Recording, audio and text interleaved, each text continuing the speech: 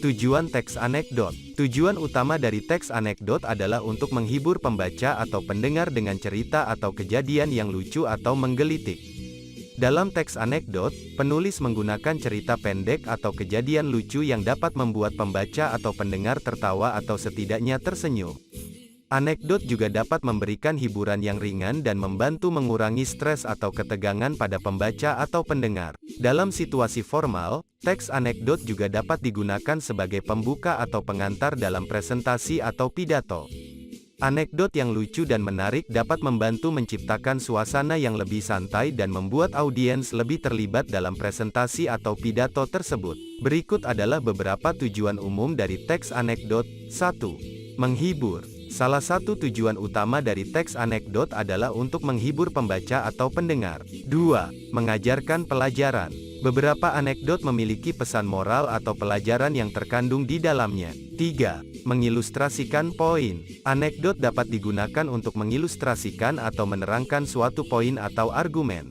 Dalam situasi diskusi atau presentasi, anekdot bisa digunakan untuk memberi contoh nyata yang mendukung atau menjelaskan topik yang sedang dibahas. 4. Menggambarkan pengalaman pribadi. Beberapa anekdot adalah cerita pendek tentang pengalaman pribadi penulis atau seseorang yang relevan dengan topik tertentu.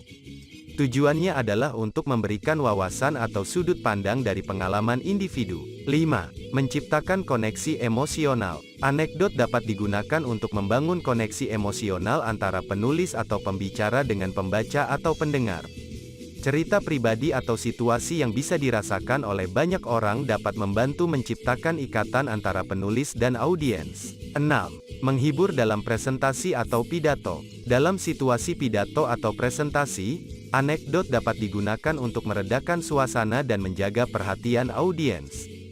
Cerita lucu atau menarik dapat mengurangi kebosanan dan menjadikan materi lebih menarik. 7. Membuat materi lebih menarik. Dalam tulisan atau percakapan, anekdot dapat digunakan untuk membuat materi lebih menarik dan menghidupkan.